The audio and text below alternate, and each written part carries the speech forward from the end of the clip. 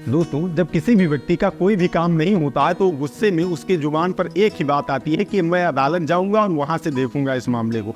लेकिन दोस्तों, कई स्थितियों में होता यह है कि वो व्यक्ति अदालत तो आता है लेकिन फिर भी उसका काम होता नहीं है, क्योंकि वो जो पढ़ के देख के आपने जो सोशल मीडिया पर देखा है, जो आपने पढ़ा है, उससे बिल्कुल इतर न्यायालय का प्रोसेस होता है जो कि लोगों को पता नहीं होता है। वहाँ वो कुछ पढ़े या इंटरनेट पे कोई वीडियो देखा और कहा ये तो वहाँ चल के हो सकता है, लेकिन कोर्ट में आए तो उनके हाथ कुछ लगता नहीं है। दोस्तों, हमने सोचा कि एक सीरीज आपको दी जाए जिसमें यह बताया जाए कि ग्लिचेज ऑफ लॉ क्या है। जो किताब में लिखा है वो तो लिखा ही है, साथ ही उससे संबंधित जब आप न्यायालय में आते हैं तो उस न्यायालय का प्रोसेस क्या होता है, आपको रिलीफ मिलता है या नहीं मिलता है। तो आज पहली वीडियो में दोस्तों आइए हम समझते हैं कि अगर आपकी थाने से एफआईआर नहीं लिखी जाती है और आप न्यायालय में आते हैं तो प्रक्रिया क्या होती है। दोस्तों, अगर किसी भी व्यक्ति के साथ कोई भी अपराध घटित होता है तो सर्वप्रथम करता क्या है, अपने संबंधित थाने पर जाता है और वहां प्रथम सूचना रिपोर्ट पंजीकृत करवाने के लिए एक प्रार्थना पत्र प्रस्तुत करता है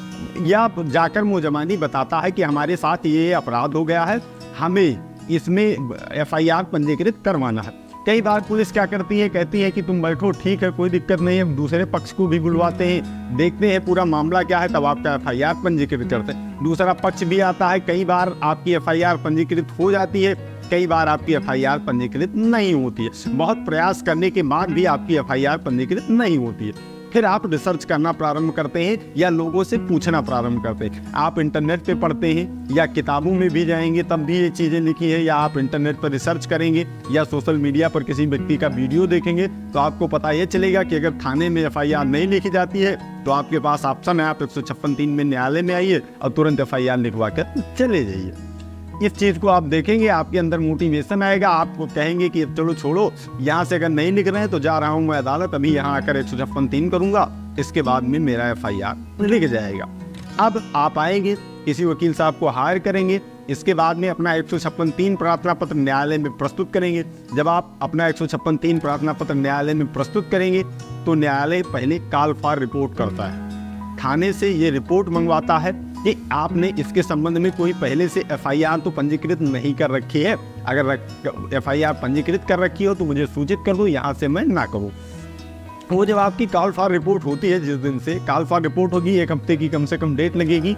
कॉल फॉर रिपोर्ट में जब वो जाएगा तो कई बार क्या होता है कि वहाँ के जो पुलिस अधिकारी हैं वो अपनी रिपोर्ट भेजते ही नहीं है न्यायालय पर। फिर आप जाएंगे, फिर जैसा आपसे कहेंगे कि उसको रिमाइंडर भिजवाइए, रिमाइंडर भेजा जाएगा। इतने में 2-3 पेशी 4 पेशी आपका लगभग महीने 15 दिन ये प्रोसेस ले लेंगे, वो बिना रिपोर्ट भेजे हुए। इसके बाद में जब न्यायालय से रिमाइंडर जाएगा तब भेज सकते हैं रिपोर्ट। जब वो लोग रिपोर्ट भेजते हैं तो उसमें होता क्या है, वो ये चीज़ें नहीं लिखते हैं कि इससे संबंधित हमारे यहाँ एफआईआर पंजीकृत है या नहीं है, सिर्फ इतनी बातें नहीं लिखते हैं। वो अपने तरफ से उस पूरे घटना को डिस्क्राइब कर देते हैं कि हमने एफआईआर क्यों नहीं लिखा है, इनकी ये घटना है, इस कारण से इनकी एफआईआर नहीं लिखी जानी चाहिए। वो पूरी घटना को डिस्क्राइब करके एक अपनी रिपोर्ट बना के वहाँ से न्यायालय पर भेजते हैं। अब मजिस्ट्रेट साहब जो होते हैं वो आपके वकील साहब का जो बहस है वो कम सुनते हैं और उस पुलिस रिपोर्ट को ज़्यादा पढ़ते हैं, क्योंकि उनको भरोसा होता है कि हो सकता है पुलिस ने ही सही चीज़ें निकाल के दी।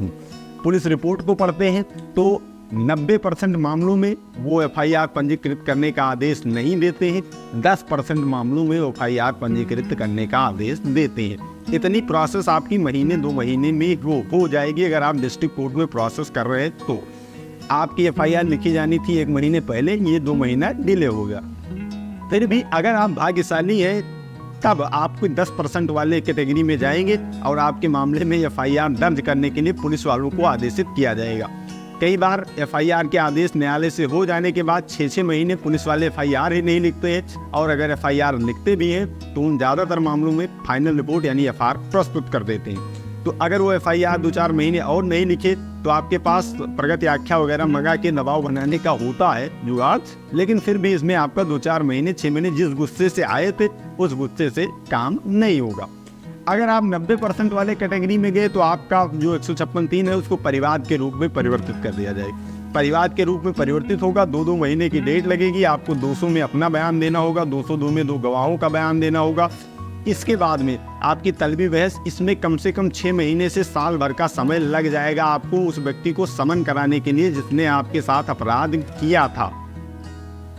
अब आप सोचिए, अब तो इसलिए आपको बिल्कुल इस तरह से किसी चीज़ों को पढ़ के या किसी ने कोई चीज़ें बता दी, अगर वो कम नॉलेज वाला व्यक्ति है उसने बता दिया, या आपने इंटरनेट पर सर्च किया, अगर पुलिस FIR नहीं लिख रही है तो क्या करें, उसमें लिखा 156(3) प्रार्थना पत्र प्रस्तुत करें, तुरंत FIR लिख जाएगी।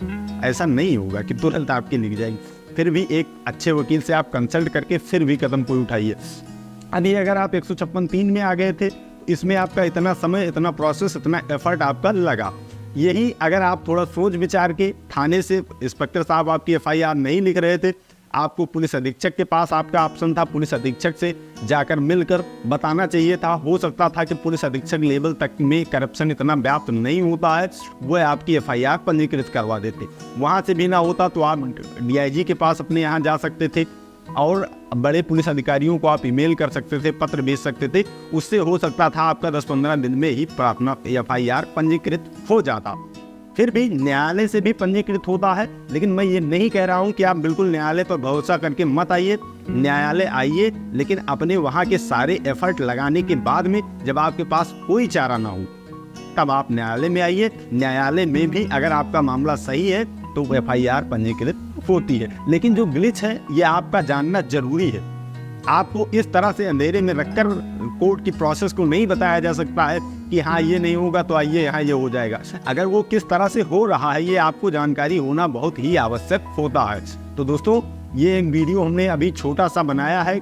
जो ग्लिच है, जो प्रोसेस है न्यायालय की, वो किताबों से कितना भिन्न है ये बताने का प्रयास किया है। अगर आप लोगों का और हमें सुझाव मिलेगा कि इस पर वीडियो और बनानी चाहिए तो और वीडियो इस पर आपको मिलेगी। तो दोस्तों, आज के इस वीडियो में इतना ही। मिलते हैं अगली प्रॉब्लम सॉल्विंग वीडियो में। तब तक आप सभी लोग अपने स्वास्थ्य का ख्याल रखिए। कानून की जानकारी, अपने अधिकारों की जानकारी इस चैनल के माध्यम से लेते रहिए। मामलों से बच के रहिए। I love you all. जय हिंद, जय भारत।